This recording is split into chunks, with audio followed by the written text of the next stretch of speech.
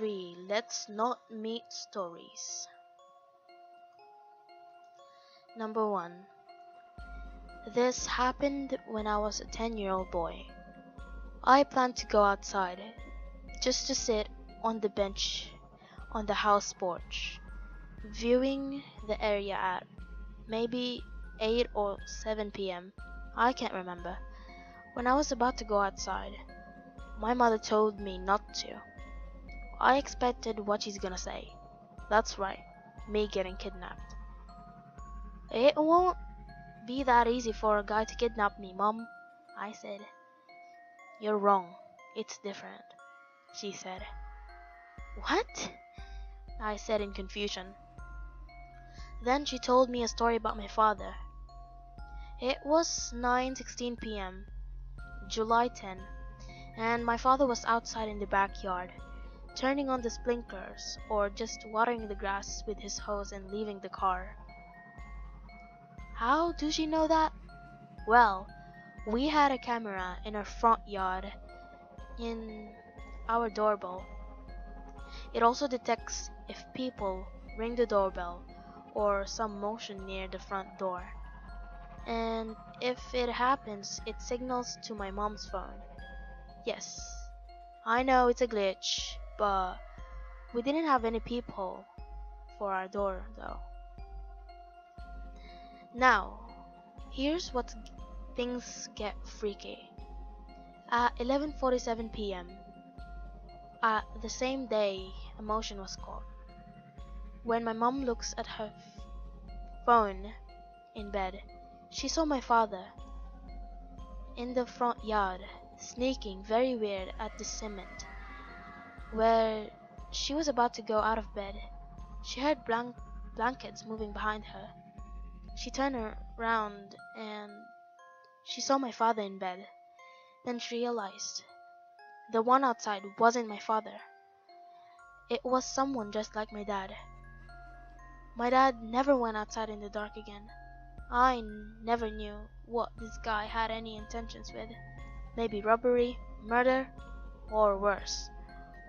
I didn't contact the police though. My mom showed me the video of my father and the video of father trying to go inside the house. Although both had night vision, both were blurry. I was freaked out, and of course, I didn't go outside. Here's the footage. I want you guys to see it.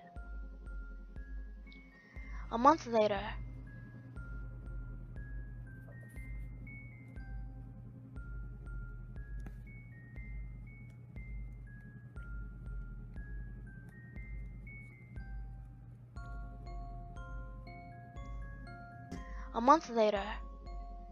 after she showed me the video, I woke up at maybe 9 or 8 a.m. I later forgotten about the incident, still wise, going outside to check the weather. Then I saw my father, near a corner of a wall, waving at me and signaling me for me to come up where he was. He was too far away from me, so I can't really see. And I didn't feel like going to him because I was tired since I just woke up.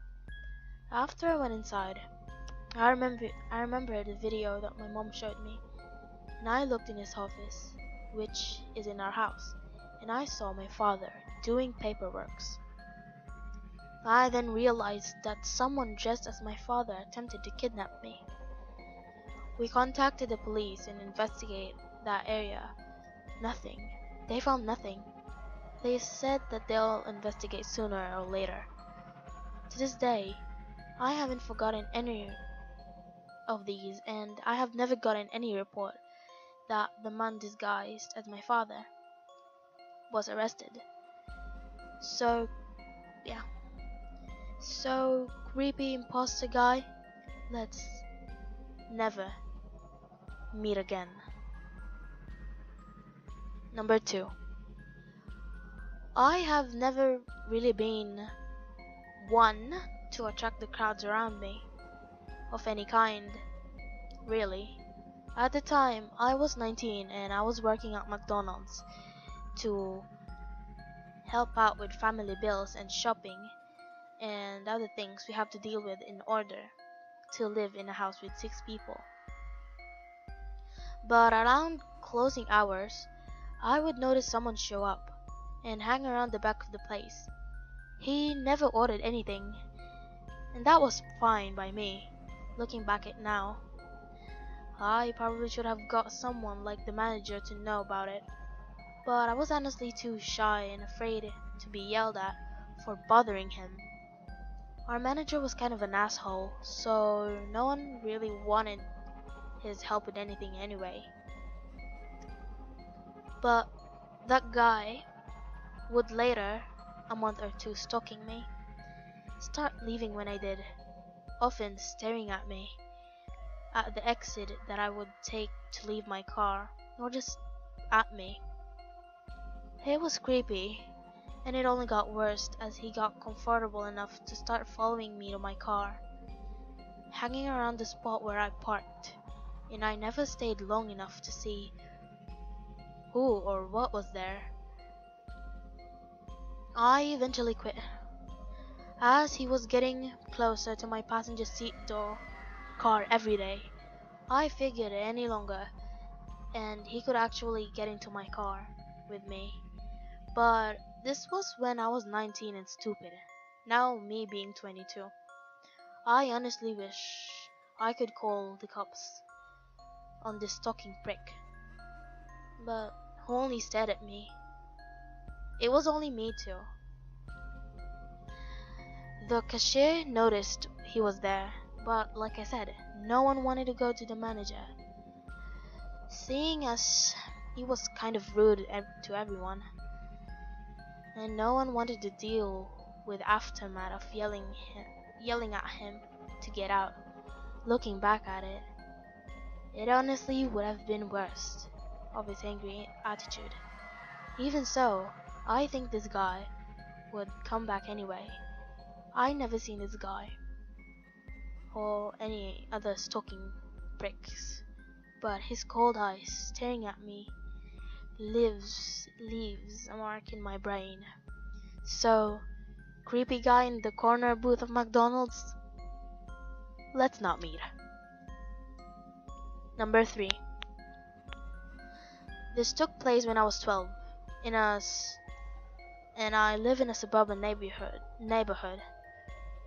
Our house is beside railway tracks, so because of these teenagers walking along the tracks at night and climb over the railings into our backyards. Most of the time they were only playing around and exploring, so there isn't any trouble with it. But sometimes more malicious people will come off the tracks. I was home alone when this took place. It was about 20 past 1 and it was very dark outside. I was watching TV in my room and I heard my house phone ring, but I let it go to the voicemail because I wasn't bothered to answer it. 2 minutes later the phone rang again. This time I went to go answer it in case it was an urgent, and it was at 1 a.m. When I picked up and said hello, no, I heard no one answer. I said hello again, but no one answered. So I hang up. It was probably a butt dial. So when I was back settled in my room watching TV, and I heard a rattling sound from outside. I heard it again, and I looked out of my window, thinking it was probably some teenagers trying to jump over the chain link fence. Except there was no group of teenagers. It was just a guy trying to get over the fence. He had a torch in his mouth. I knew this was shady, but I didn't know what to do. I didn't call the police and I just watched him. I don't know what I was thinking. The man finally got over the fence. I couldn't see his face, but he was pointing his flashlight at various things in my yard. Everything valuable, such as bikes, were kept away in a locked shed, so I knew he would just get bored and walked away. but he didn't. He hung around the garden for a couple minutes and then went towards my kitchen door. From my bedroom, I could hear the handle of the back door being messed around with. My heart sunk. I remember that I left my phone in the kitchen when I was getting food earlier that night, and that only other phone was in the house phone, and that was downstairs in the hallway, so I couldn't call the police. I heard him bang his fist on the door, but after a minute he stopped. I looked out of my bedroom window and watched him jump over back the fence and switch off his flashlight. I watched my yard for a couple minutes and make sure he was gone. Since then, I made sure I have my phone with me every time that I go anywhere. And I hate to think would he what would he have done to me if he ever got in. So, creepy breaking in guy, please, let's never ever meet again. Hey guys, it's Ms.Creepcat and thank you so much for watching the video. And as I said, my microphone is very crappy as hell. So yeah, thank you guys for watching this video and I really appreciate it. Thank you so much.